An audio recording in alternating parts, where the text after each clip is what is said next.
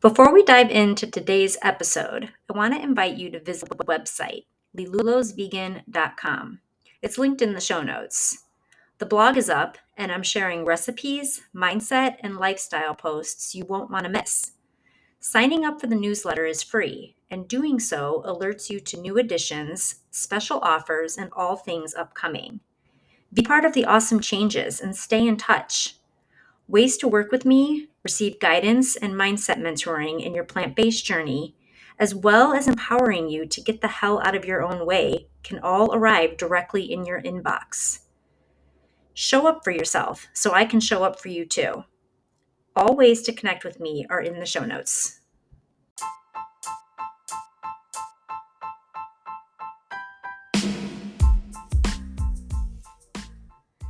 Today's episode is one that tells the story of one person who decided he wanted to regain his health, regain his life.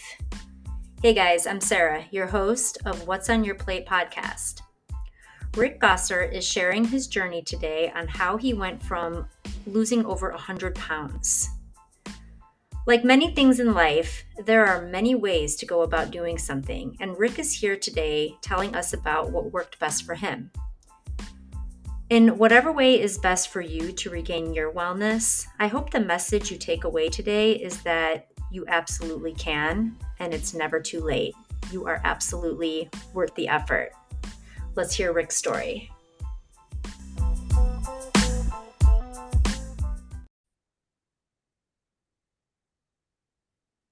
So I am here today with Rick Gosser. I am here to help him share his story of deciding that he was sick and tired of feeling sick and tired. Welcome, Rick. Thank you, Sarah. Thanks for having me on the show. Yeah, I'm really excited to have this conversation with you. You have done something that many people really struggle to do. And that is, for one, just to be brave enough to make a decision about what they want and to actually implement it and create real change. Exactly.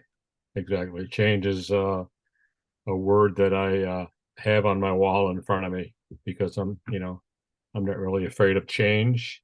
People want to make changes in life, but a lot of them don't act on it. And I was one that acted on it. So kind of a weird story. I can go right into it if you like. I'd love for you to. So in December 31st, 2009, I was 50 years old and I got picked up by a Crown Point police officer sleeping at a stop sign on New Year's Eve. It was 8:00 at night and I got up. He knocked on my door and said, "What are you doing?" And I said, "I'm sleeping." He goes, "Well, you're at a stop sign, your car's running and it's 8 p.m. at night. What are you doing?" So I said, "I just fell asleep." So I weighed 310 pounds. So when I was that age, the family story was Dad could fall asleep anywhere. We go to Disney World, I'd fall asleep on the bench, or we'd go to a place and the kids would come out and I'd be asleep. So I was just really, so that was like the light bulb that like got me, so I was breathalyzered by the police officer. I wasn't drinking. So he's like, go home and do what you got to do, but, try not to sleep at a stop sign. So luckily I was about a half a mile away from my house. So that was quite awakening because it could have been a whole different story had I been drinking or had I done something that I shouldn't have been doing. So woke up the next morning and I said, I've had enough of this being overweight. And I just decided to do something about it. So I went to the local sleep apnea place in Crown Point down by the hospital and had the wires, slept there overnight, had the wires attached to my head and my body and slept there overnight thinking I had, going in thinking I had sleep apnea and I was going to be, hooked up to one of those machines the rest of my life. And a couple of days later, the lady called me back and said, "Well, I got good news and bad news, and you probably should come in." So I said, "Okay." And I'm about a half a mile away, so I drove down there, and she goes, "Well, the good news is, number one, you don't have sleep apnea. And number two, you need to lose weight." Now, the lady that told me this was the size of probably me and you and another of you put together, very large woman, and I looked at her straight in the eye and said, you know what, I'm going to do that. And she said, that's what everybody tells me. And I said, well, that's the difference between me and everybody else.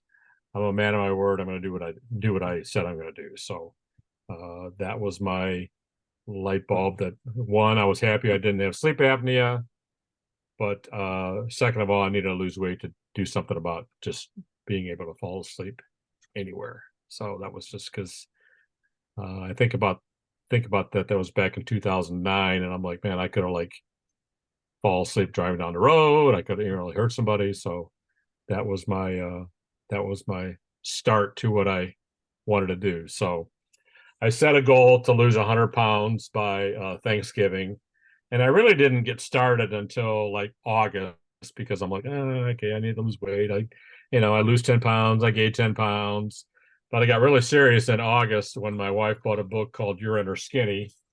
This book, written by Joy Bauer from the NBC Today Show, and if you know anything about Joy Bauer, which you might, she's the head nutritionist for the NBC Today Show. So started following that book. It's a program. It's a 7-day.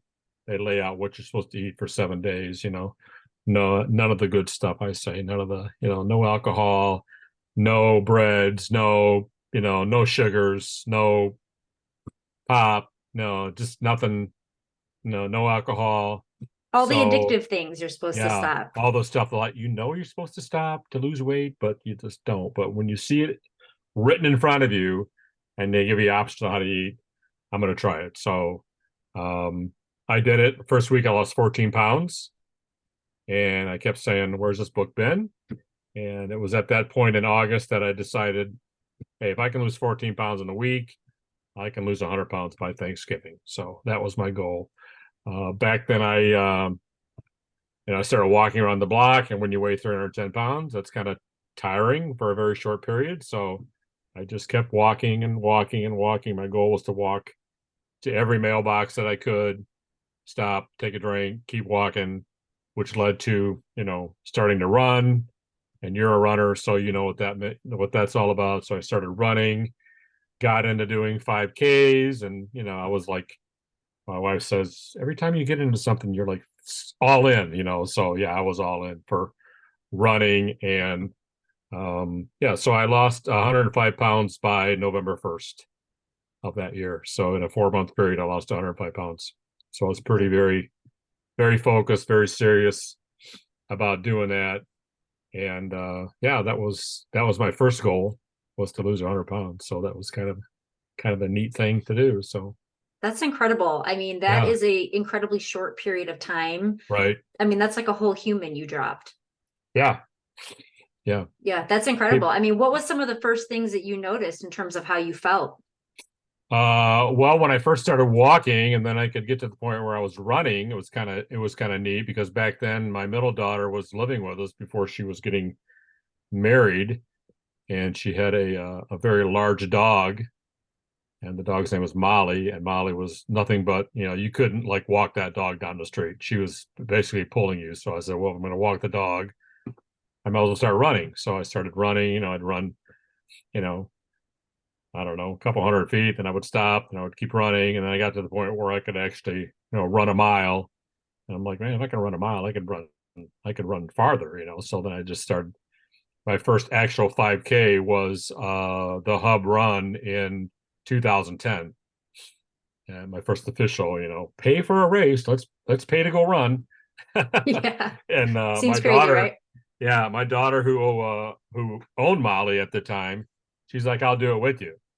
And which was kind of neat because she started training, I started training. We weren't really like training together because it just wasn't working out. But that day we ran the Hub Run, and it was pouring down rain sideways.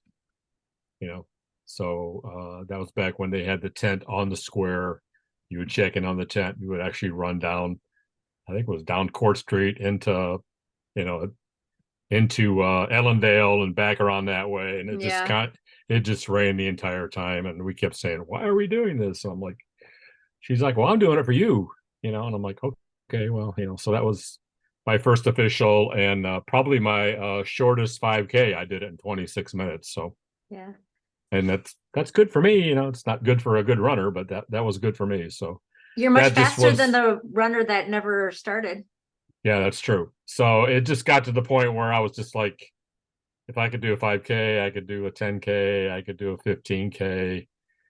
And then in 2012, I was watching the Chicago Marathon on TV on the off channel, where they show the people that are, falling down, throwing up, you know, puking, all that good stuff, And I came down from the upstairs. I tell my wife, I says, I'm going to run the Chicago Marathon in 2013. She's Yeah, like, that looked like a great idea, right? That looked like a ton of fun yeah, watching that on the yeah, screen. yeah. It's like, she's like, you're nuts. I'm like, well, yeah, but I'm going to do it.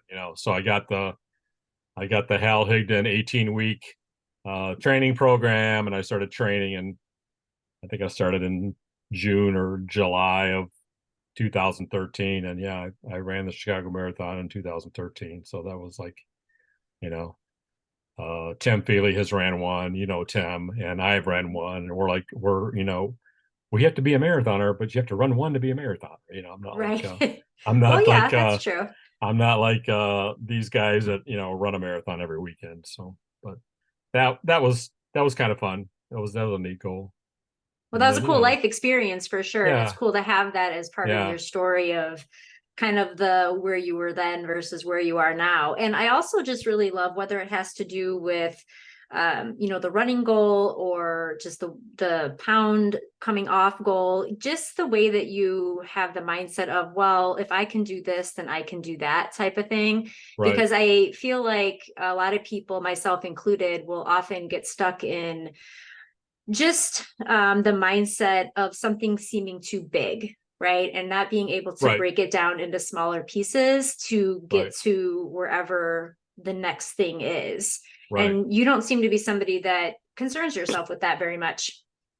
No, when I first said in August I'm going to lose 100 pounds, it was like, oh, I'm not going to go from 0 to 100. So I set small goals. If I could lose 14 pounds in the first week, I can lose 30 by the end of the month. And I did that, and I'm like, okay, I could lose 50, I could lose 70, I could lose. I just set goals that were achievable. Because it was the right thing that I wanted to lose 100 pounds. I'm like, I'm not going to do it overnight. I mean, I didn't get fat overnight, right? Right. It took years to get to where I am, where I was. But when I was 50 years old, I didn't have any grandkids. I had none.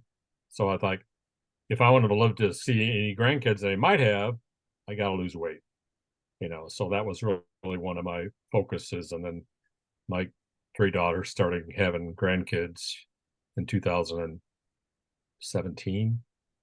So now we have 9 since 2017. So And look yeah, what you've created for them, a dedicated yeah, grandfather, yeah, one that yeah. can So participate in their life and keep yeah, up with them. yeah. So in November, when I lost all the weight, I became friends with Joy Bauer on Facebook, and she put up a post, or her staff put up a post that said, if you ever come to New York, there's a restaurant called the Heart Attack Grill. And if you weigh over 350 pounds, you get to eat there free.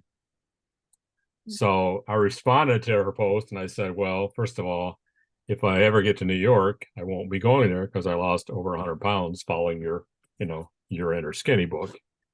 And she actually called me the next day. This would have been the Tuesday before Thanksgiving of 2010. And she said, I want to hear your story. Told her my story. And she says, do you want to apply to become a member of my club? And I'm like, well, what club is that? She goes, that's the Joy Bauer Joy's Fit Club. It's called Joy's Fit Club. And I said, sure, I play the lottery, who knows if I'm going to get picked or, get a chance. So they emailed me the application. This is part of the application in this Oh, binder. that's very thick. Our listeners can't Yeah. see that, but wow, So that's quite a process. it's a 12 or 13 page application that you fill out.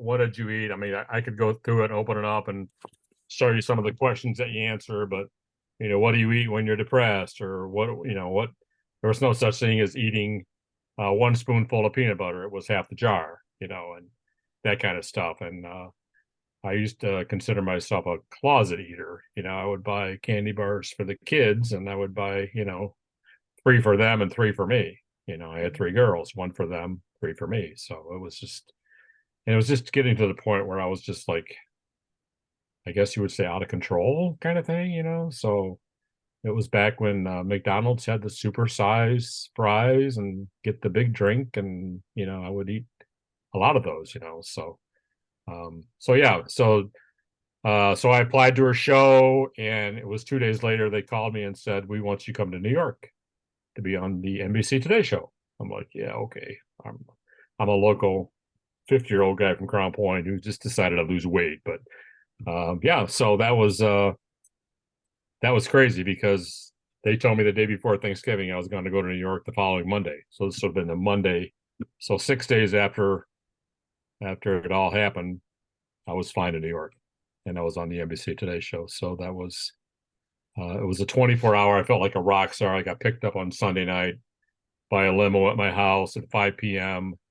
and flew into LaGuardia, and the little guy standing there with, in the tuxedo with my name on a board and said, "Come with me." And I stayed at the Rockefeller Plaza, and they kind of walked me around. I kind of walked around New York on Sunday night, and they're like, "Be at the studios at 7:30 because you're going live on the air at 8:30." I'm like, "Okay," and I was kind of like pinching myself. Was this a for real deal? And then when you get to the studios, they have this big long sheet that is minute by minute of what's happening. I don't know if you've ever been on a live TV show before or not, but a minute by minute thing of what's happening on the show. What's happening at 8 o'clock, 8:01, 8:02, 8, just, and they kept saying, and they showed me the X on the stage, and they said everybody that walked by me that worked for NBC said, "You got the X, right?" I'm like, "Yeah, I got the X. What's the big deal?" They want you to stand on this X when you go out. So, and the funny part was, I prior to that, I had to drive to South Bend to do an overplay. If you ever watch the NBC Today Show on Monday night or Monday mornings, the Joy Fit Club people are on at 10:30, and they have a voiceover of what their story was. So I had to do a voiceover in South Bend at the NBC studios, and I had to make sure that was perfect. I probably had to do it, I don't know, 20 times before they said, "Okay, you're good to go." I'm like, oh, man. So that was playing while I was standing behind this door, and there was a very large gentleman standing there with his arms crossed, and he looked at me and he said, "Are you ready?" I said, "Yeah, I think so." He goes, "Dude, you're going on national TV."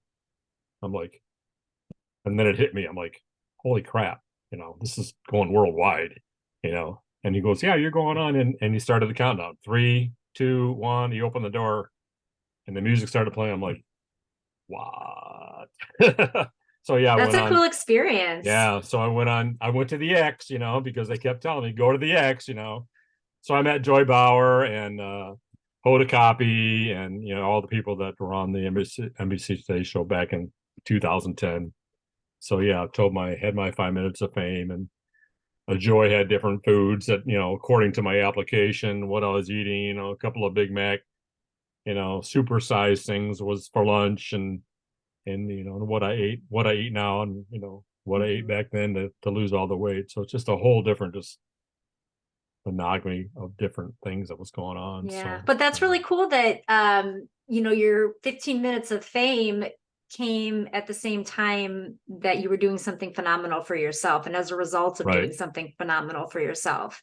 right, right, I think that's where the best part of that is for me when you're describing all of that is I think that what an amazing opportunity to be able to be on stage like that and tell your story, but how you got there is really right, the coolest part. right. And just the chance, just the opportunity that they chose me to come, and it's just like you do all this researching. I started writing a blog, on the plane. I'm like, okay, I'm going to blog all this and start writing down, because all this stuff. So I started writing a blog about my experience in New York, and then I just kept it going. Every week I would write a different blog about how I feel, or someone would say I can't do it, and I would just write a blog on yeah you can, or what you have to do to do it. So, but the most interesting part was When I got home the next night, at Monday night at 5 p.m., the next morning on Tuesday, I got a call from the Northrop Grumman Association, which is the largest aircraft distributor to the U.S. government. And I got a call from their health administrator. And she's like, we want you to come speak to our employees. I'm like, okay, about what? She goes, well, about your loss, because we have all these experts that come on our give speeches to our employees, and they haven't done it. They're people that are skinny and like, hey, you should do this and you should do that. And she goes, we want you because you've actually done it. So I'm thinking, okay, that's kind of cool. And so that was going to be in February of 2011. And I'm in the marketing business, so I'm like, okay, how can I market this? How can I show these people that a card? So I created this card. I call it my fat card. So on the left is a picture of me at 310 pounds, and it's in the middle is a picture of me at the green room and the NBC Today Show, and then a headshot, a body shot in October 2011. So I created this website called I Did It, You Can Too. And I handed out these cards to everybody and I did not know that it was going to be 5,000 people until like 3 weeks before. It was a luncheon. It was like a lunch and learn. It was in their huge auditorium, and you're going to be speaking while they're eating lunch, because we have these monthly lunch and learns. I'm like, okay, so came up with this idea, made 5,000 of these cards. There was 4,200 people there, so they put this card on every seat prior to me getting there. And so a couple days before, I had this weird idea. At that point, I had lost 118 pounds. And I called the lady up and said, hey, I got a question for you. Do you have anybody on your staff that weighs around 118, 120 pounds? She goes, yeah. I said, somebody that would be willing to be on my back when I came out on stage. She's like, yeah, I got the perfect person, so wore a suit. And the whole idea was they had this picture of me, the big red picture, on a huge, jumbotron or whatever you call that, behind me. So when I walked on stage, this woman was on my back. And as I walked on stage, she rolled off, separated, and then we came back together. And the first words I said was, this used to be me as one. And people are like, what? They didn't understand it. I said, well, she weighed 118 pounds. And at that point, I lost 118 pounds. So that was me as one. And then the big red picture. And then we just talked about, I just told my story that I'm telling you right now. And, it's kind of weird because people are like, they're pushing their food off to the side. And I'm like, oh, wait a minute. You don't have to push your food off to the side, just eat your lunch, but you can start tomorrow, Yeah. And so, yeah, that was kind of a weird, and prior to that, she's like, what's your speaking fee? I'm like, I don't have a speaking fee. I'm just pay for my gas to get there, or whatever. It was in Rolling Meadows, Illinois. And so that was quite the experience. People hung around there for a while. People having a lot of questions, and unknowns to me, it was broadcast to 40,000 people worldwide. Very cool. Yeah. And that's She, just such a great example of how you have found true purpose from your pain. right. Because right. it is painful to be obese, I can imagine. Yeah. So to be able to not just change yourself, but help other people change their perspective, and to gain inspiration in their own lives to do something similar, that's where the real magic lies. Yeah. So that was kind of an experience, and a couple of weeks later, I got a check in the mail from them. I wasn't expecting anything, and it was a check for $118 with a little note said, here's $1 for every pound you lost. And I'm like, That's pretty cool. That's like so realistic, right?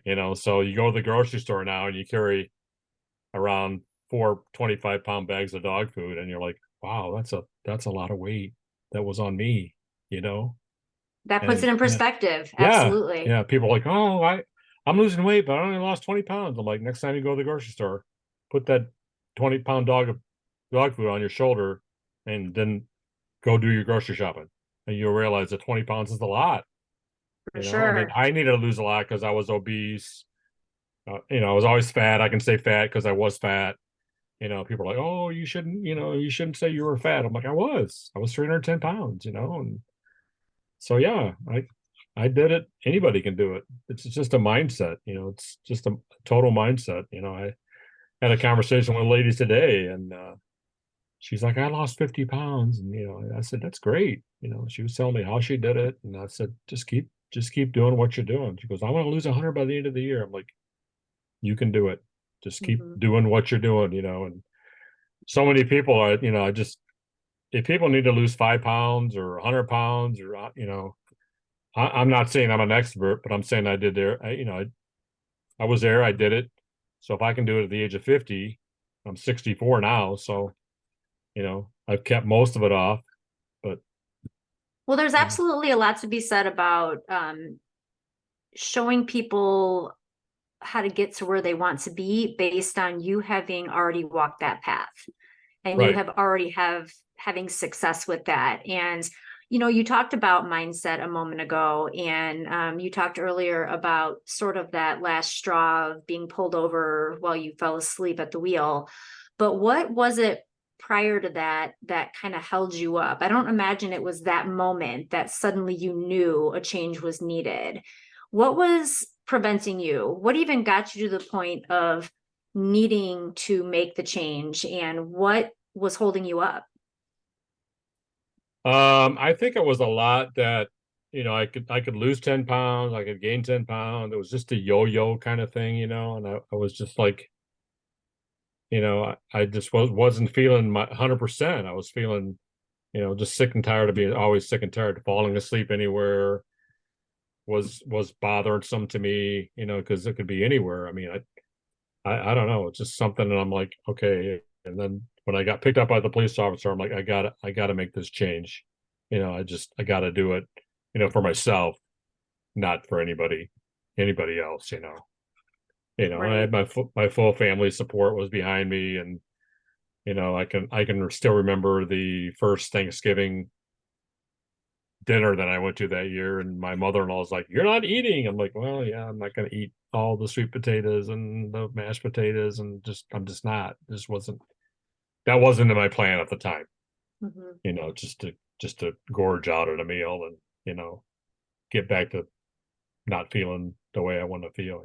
Because It sounds a lot like a previous guest that was in this space with me, Kelly Gilberry. He really said for him, even with all those temptations and showing up to family dinners where it's much of the same in front of you to what got you to the point of needing to make a change, right? A plate full of things that were not nutritious, not nourishing. And right, for him, it was just deciding that he valued himself more than that, deciding that, right, he was having a shift in what was important to him. And it was easier for him to say no once it was about values versus trying to, like, just keep up with a trend or a weight loss goal, even. It was about really deciding what he deserved. right, And right, he deserved to be well, as do right, you. right. Yeah, and prior to that, I think in the fall of 2009, my knees were starting to hurt, because and I was 50 years old. I'm like, my knee shouldn't be hurting at 50 years old, So I actually had knee surgery in 2010. At the same time, I was losing weight in October 2010. I had a MCL tear, so I went and had surgery. And my doctor's like, he didn't think, he's like that. This is not you. I'm like, yeah, it is. So I actually had to pull out my driver's license and show him my driver's license. He goes, this is not the same guy I saw 6 months ago.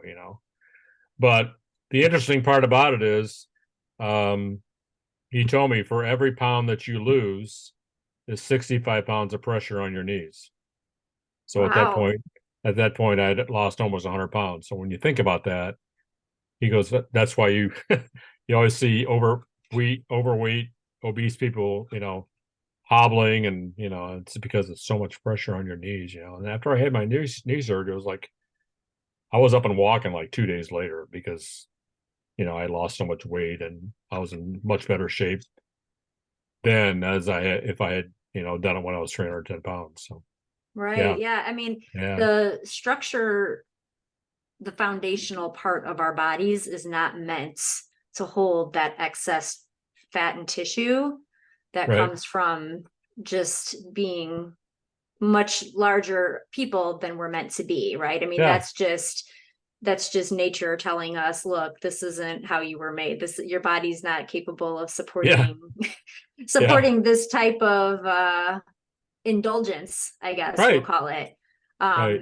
So yeah, it's no wonder why, as the obesity epidemic continues to increase in our country, so do the orthopedic surgeons and the hip replacement Exactly, instances, and all exactly. these things that are associated with, the weight bearing Right, that's happening in our right. bodies. Yeah, if you look at the Indiana, just Indiana alone obesity ratings in Mm-hmm. 2011, we were number 15, 15th highest.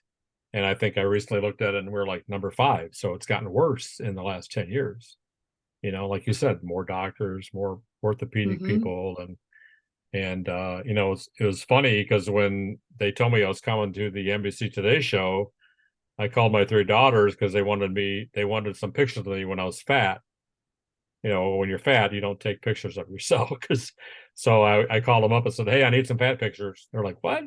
I go, "Yeah, I actually announced it on Thanksgiving that I was going to, you know, my whole family was together, and I'm like, "Hey, I got something to tell you." And I said, "I'm going to New York. I'm going to be on the NBC Today Show." They're like, "No way." I'm like, "Yeah, yeah." So then the next 3 days, I'm like, "Send me some fat pictures," because I made this big, show all these pictures of me when I was fat prior to going on, till prior to the door opening. So, that was, I look Yeah. back at those and I'm like, wow, I just cannot go back to that.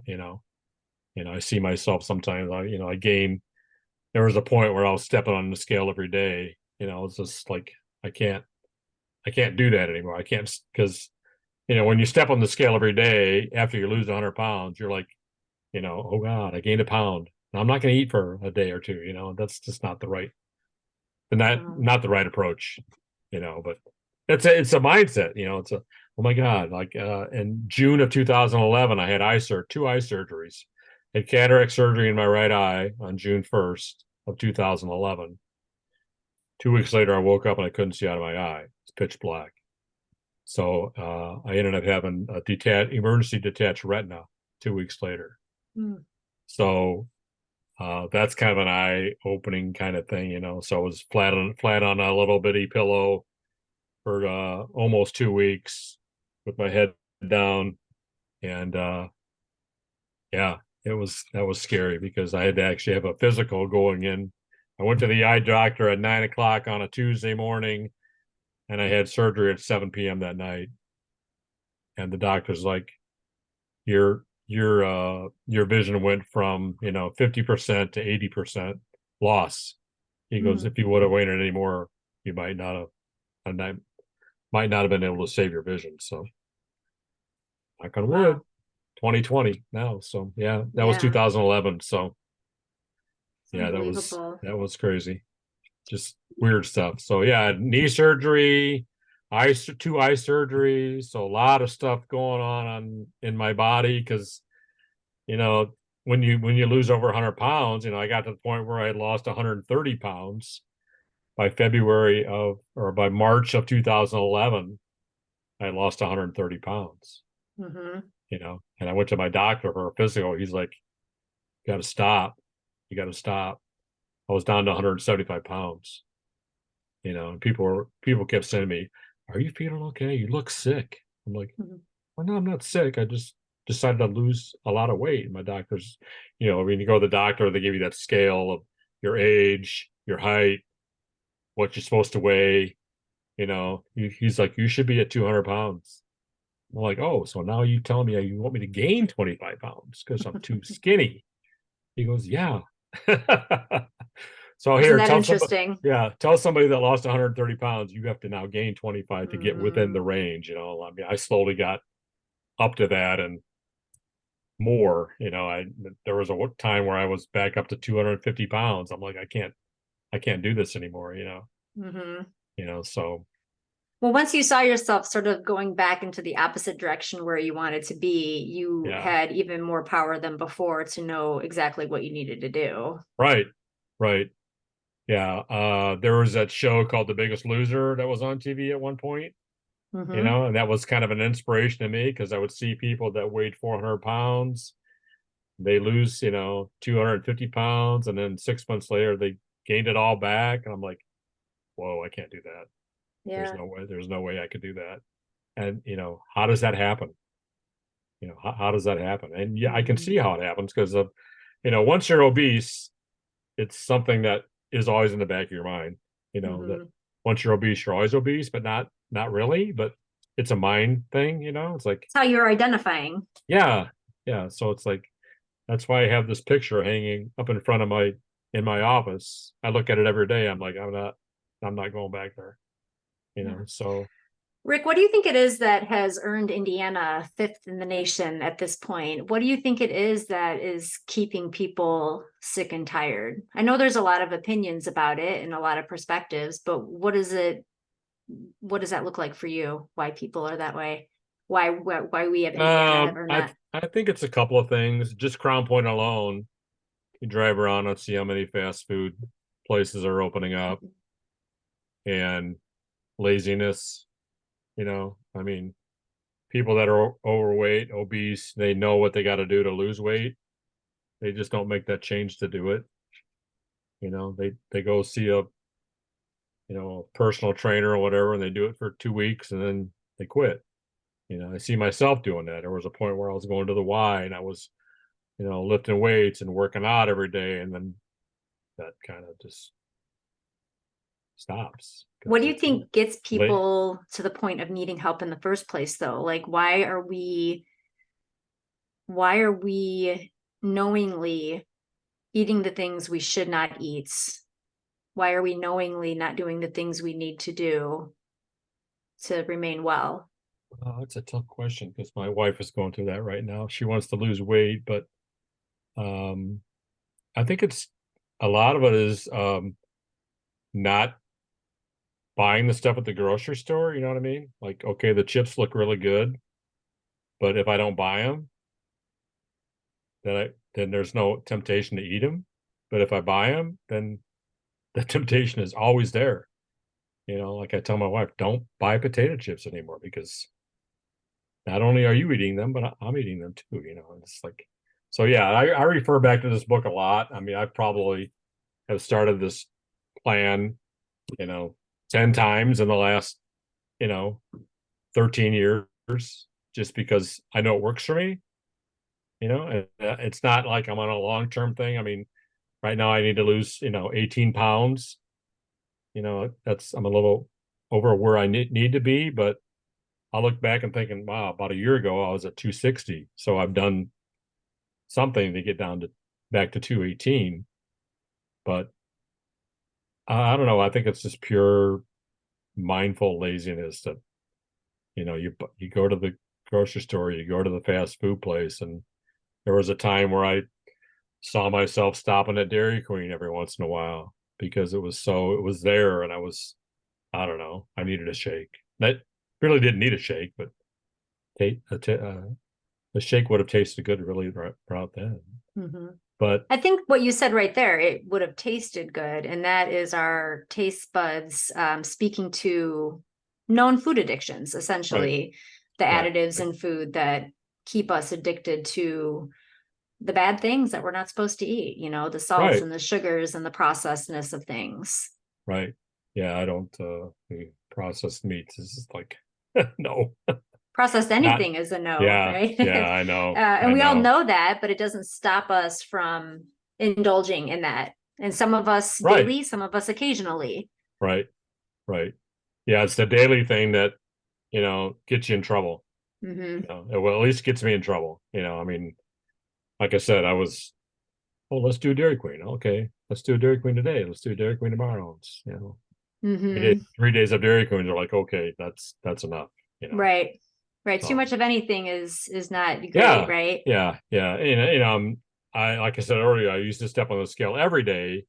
Now it's once a week, and I Hmm. track it. I keep track. I take a picture of the scale, put it in my phone, so it's an accountability kind of thing, at least to myself. I mean, I don't know how other people do it, but to me, I got to see it, right? I mean, last week I weighed 230. This week I weighed 220. That's Hmm. great. I lost 10 pounds in a week, but you can't that's something you can't maintain. You know what I mean? Yeah. That's interesting, how different things work for different people entirely, because Right. I am not a believer of stepping on the scale. The only time I ever step on the scale is maybe once or twice a year when I go to the doctor for some type of visit of sorts. Right. Um, because for me, that isn't motivating like it is for you. You Right. find motivation in seeing where you want to be or where you have come from. Um, to me, and it's just a difference in, I guess, the way you look at it. And I think it's true for a lot of women in particular, that it doesn't matter what that number is, there's always going to be something you wish it was instead. Right. I think that's for everybody. People always say, Yeah. "Oh, men lose weight faster than women." I'm like, I don't know about that. Maybe that's the experts are saying that, but I don't know. I lost 130 pounds in 6 months, so Hmm. Well, experts in maybe what as well? I mean, I'm also skeptic of that. Who are these so-called experts, and why are they the experts? Because, right, like you mentioned earlier, you were asked to speak in front of people because um, you have actual experience with the success that you are promoting. right, Whereas somebody that has never had to climb that hill, has never had that battle in front of them, right, standing in front of a group of people telling them what they should or should not be doing, is not relatable. right. Like the skinny little, expert who says, Right, "Hey, let me teach you how to lose weight." Dude, have you ever been fat? No, no, right. you have not. You've always been 120 pounds or 140 pounds. Now you're trying to tell people that are obese how to lose weight? No. Right. So the term expert, I guess I just use very loosely. I think expert is because you know why they're experts? Because people pay them to be experts, right? They well, they I make mean, they make a living at speaking at these engagements, and people pay for that. It's like, why I are don't know you doing that it makes them experts. Maybe we could use the word professionals. They're Yeah, professional speakers, but maybe not experts at it. right, Because right, I really do believe that a lot of what you can do to help people heal or transform comes from things that you have also healed and transformed from. correct. So, um, and just the way that your own healing and transformation has a ripple effect in other areas too, because I know one thing that you believe a lot in is that there is a direct connection between your lifestyle wellness and your business wellness. Right, right. Yeah, when I first started talking about marketing and I gave a speech on change, change your business, change your life, change your energy, you know, Mm-hmm. because people are like, man, you're always like, motivated and raring to go. And I'm like, yeah, because when I say change, I mean, I'm changing everything. I'm changing, like I said, how do I market this to 40,000 people? I want people to know, I want them to watch my video. And I did that. And I guess the big thing is I wasn't like shy about it. I just wanted to tell people about it. I mean, so many people are like, oh, I lose weight, but I don't really want to tell anybody about it. It's like, okay, well, that's fine, but that's not me. I wanted to share my story with as many people as I could to motivate as many people as I could because it took me I mean, it took me 50 years to get to 310 pounds, right? And Right. so it's like, okay, I want to help people. No, you don't need to pay me money to help you. I'll just help you whatever way I can help you, so I don't know, maybe I'm looking at it differently. Maybe I should have people pay me. I don't know. Well, whether that should But be a that's thing or not not, yeah, is irrelevant that's to that. You do have important information to share, and right.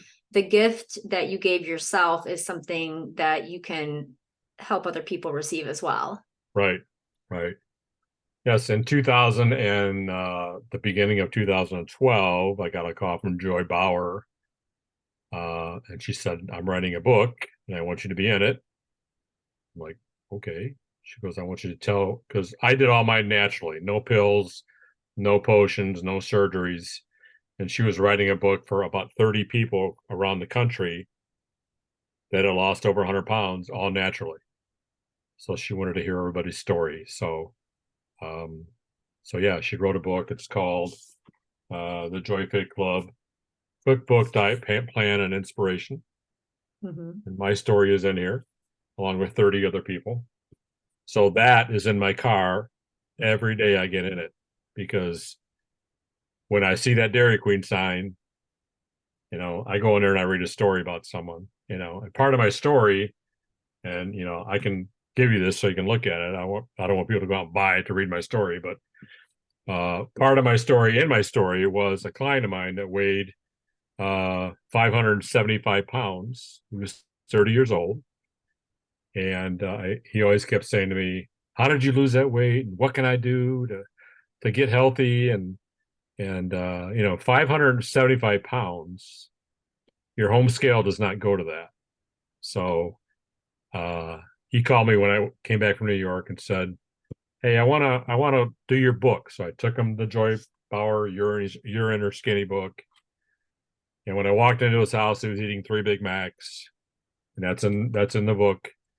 And I said, "Dude," I said, "whether you follow the plan or whether you don't, make today the last day you're going to eat 3 Big Macs." And he's like, "Okay, I promise." And I said, "When was the last time you were weighed?" He goes, "I have no idea." So we got in the car, we went to the Jewel Osco, and I knew the meat manager, and I said, "Hey, I need a favor." He goes, "What?" Tim needs to be weighed. And he tipped out at 585. Hmm. And he called me the next day and said, "Excuse my language, but I fucking hate you because this book is right and I'm going to do it." And I said, "Okay." That was 2013 when he started, and he's down to 385. So Wow. when he kept going back to Jewel and getting weighed and all this stuff. And one day he called me, I can't remember what it was, and he was crying, just balls out crying, and I'm like, "What's wrong?" He goes, "This is the first time in my life I've ever weighed under 500 pounds." So you think about that in real life, right? 500 pounds. He tipped at that point, he was like 485 pounds or something, and he was just like bawling because he had never ever been at that weight ever. And I think back about that and I read that in my book. I'm like, or in the book, I'm like, you know, even if I help one person, maybe not even him, but I helped him, I'm like, that makes me feel so much better that I was able to help one person at 30 years old get to the point where he was crying when he weighed 485 pounds. Now Rick, you're he's like choking three. me up just telling me this story because I mean, it's Yeah. truly 30 years old Yeah. 30 and years old. you helped hand this man his life back. Yeah. Like that is Yeah. nothing to bat an eye at. Yeah. He had to have a special car made. He had a van made just so he could get his body into it. And it's just like, "Tim, you got it. And he was running he owned a company where he just like drive around and manage like apartment buildings. He was like security for apartment buildings. So he was always in his car, just driving around, Mhm. eating McDonald's or whatever fast food, just driving around eating. Never got out of his car. Never had any exercise. So yeah, when that happened, and I had to share that with Joy in the book, and yeah, And thanks for that's sharing that here too. I mean, yeah, really and truly, I mean, people can say what they want about the negative stigma associated with the word fat.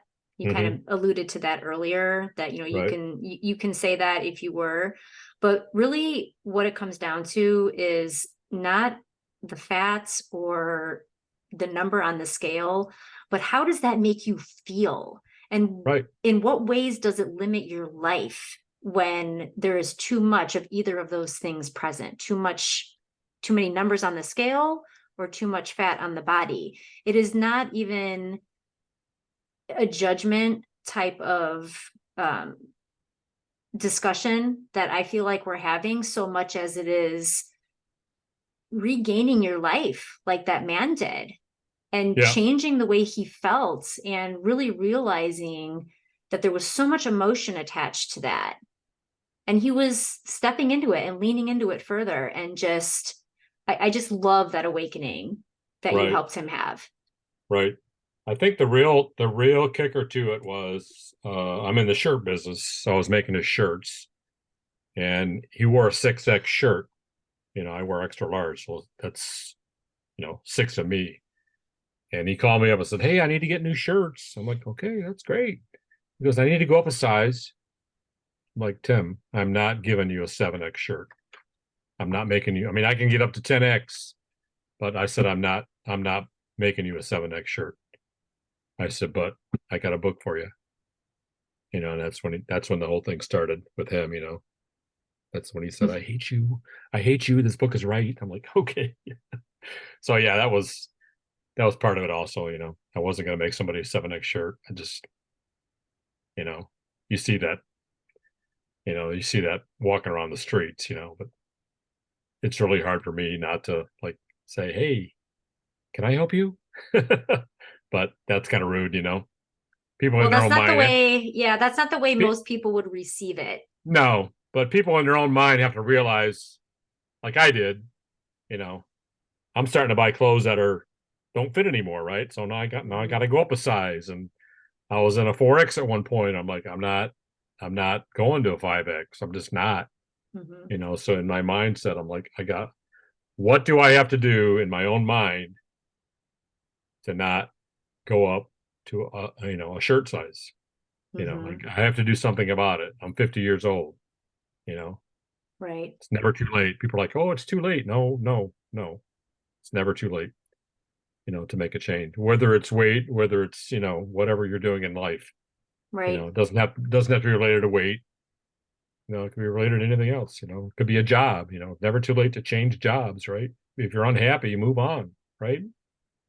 Correct. It's never too late to make a change of any kind in life. You Right. just have to believe yourself worthy of it, you Exactly. know, uphold your self value and know that you can do whatever it is in your heart to do. You Right. just have to give yourself permission to do so. And not feel bad about it, right? Correct. Not feel bad about it.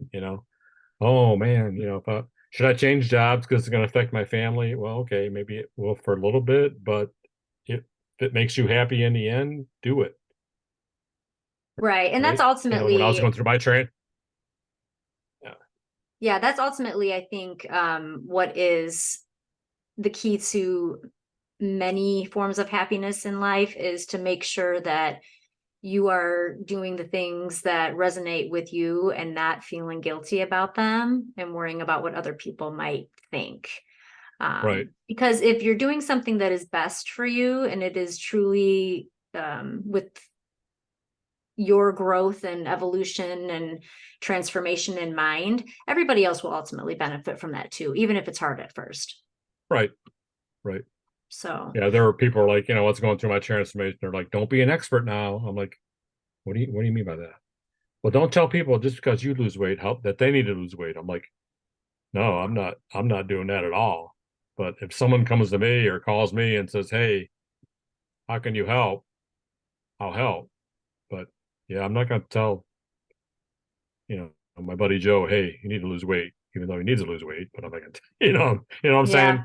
I mean, there's But I always think people some out. of that is, yeah, I think some of that is in the way that statement is said too, because um, sharing something that is good for other people is oftentimes not something that they understand that they need to hear until they do it, till they do Right, hear it.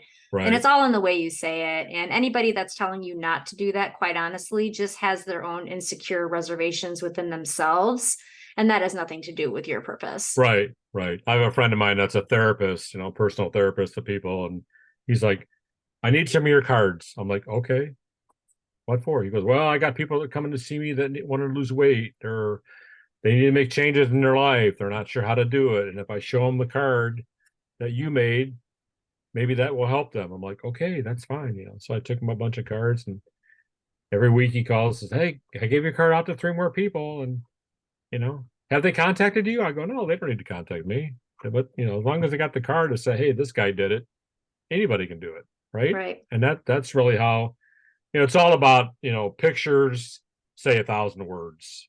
I could tell people, oh, I lost 135 pounds. Okay. People are like, prove it. Okay. Here I am. I'm proving it. I didn't make these pictures up. These are real pictures of me. One guy's like, that's photoshopped. I'm like, no, dude, it's not photoshopped. It's for real. I'm not a Photoshop kind of person. I'm a very real, open, say it like it is. And sometimes it gets me in trouble because I say it like it is, and some of my friends are like, you shouldn't say that. I'm like, oh, sorry, but that's just the way I see it, or I feel it, or it makes me feel, or it's just the way I am. I mean, I'm not going to change, just like, that's why I made the cards up, because I give them out to people. I'm like, hey, you know, especially when someone says, oh, I need to lose weight. I'm like, here, maybe this will help you. This is what I did in 2010. Maybe it'll help you, maybe it won't. But that's what motivated me, you know, starting to buy shirts that were too big, or my knees weren't feeling good, or then you start having body surgeries, or like, okay, I gotta change something, because I won't be around to see my grandkids if I keep at the pace I was going. Right. And that's interesting too.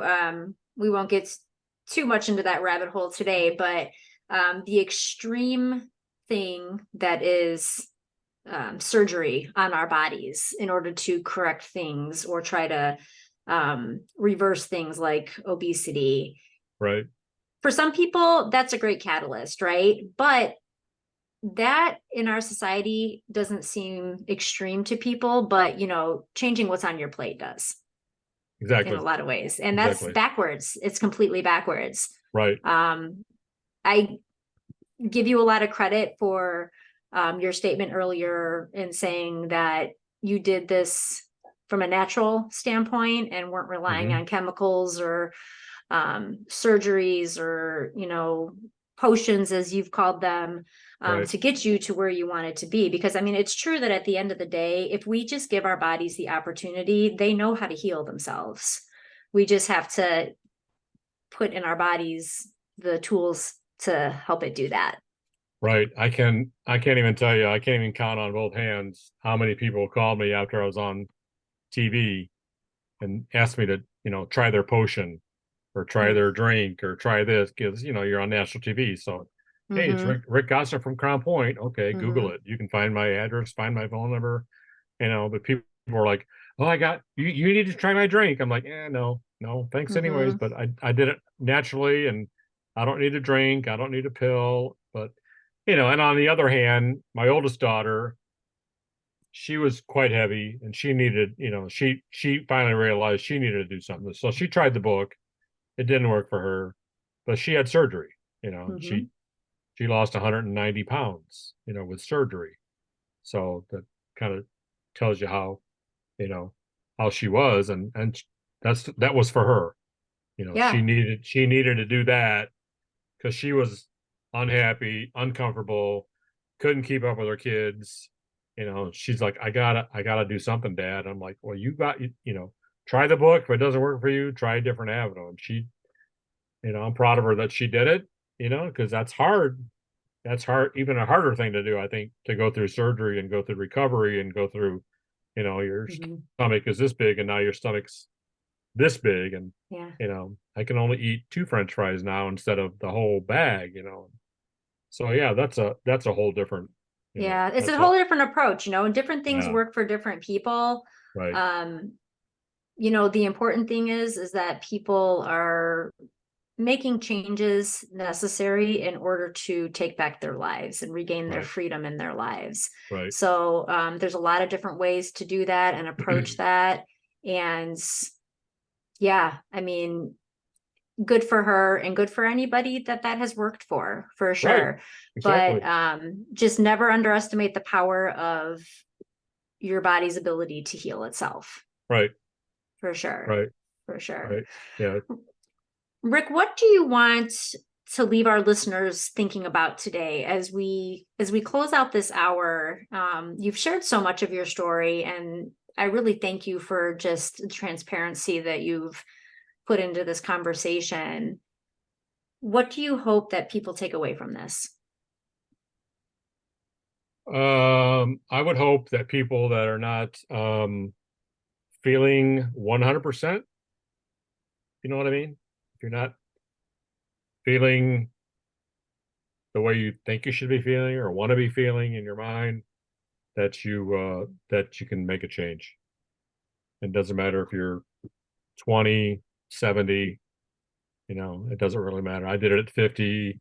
So many people are like, "Oh, I'm getting too old. It's too late." No, it's never too late. Never give up, never quit. Some of my slogans that, I've heard other people say that again, are on my office wall, never, never, never give up on, what you want to have, what you want to look like when you look in a mirror. Some people are like mirror thing, mirror images, gym people, just do whatever you want to do. If you can do it without a surgery, more power to you. I mean, I did it. I could have, sure, I could have went in and had surgery too, but I wanted to do it this way with the book, and I found this book and worked for me. So Yeah. I think whatever, you chose your hard as your daughter chose her hard. There's all kinds of right, hards to choose. You just have right, to choose which one is best for you. yeah, and embrace the word change, whether it's weight, life, your business, whatever, you know, people, so many businesses went out of business with COVID, and that kind of hurt. But hey, go do something else. If you have a goal or ambition in life to do something, do it. I mean, just drive around Crown Point. A business closes and then another business opens up in the same building, right? It's just, take that in your life approach. If you're not happy with what you're doing, change it. That's amazing advice, and so simple yet so often forgotten. Yeah.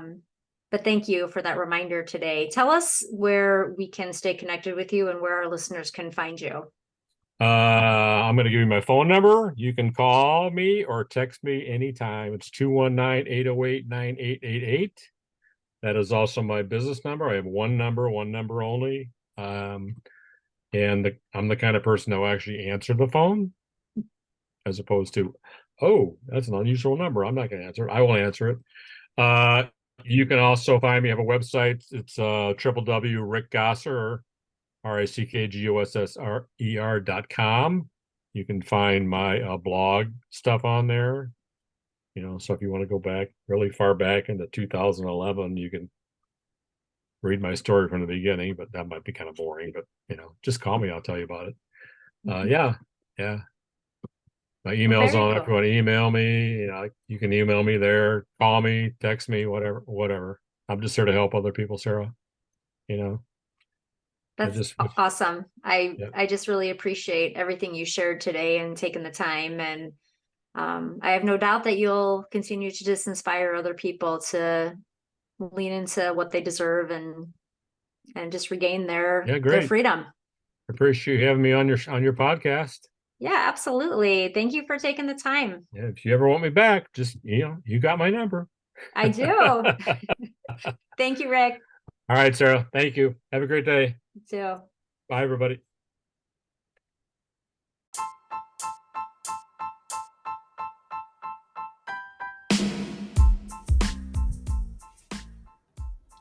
Rick's story is a reminder that it doesn't matter where you are in your journey, how old you are, or how much or little you want to lose. It's never too late to make the changes you want for your life. All ways to stay connected with Rick are in the show notes. Sign up for the newsletter so that you never miss an episode and can stay connected with all things Lilulo, blog, and ways to work with me. Be sure to share, rate, and review this episode and this whole platform. Doing so helps it stay sustainable. Thanks for listening. We'll see you next time.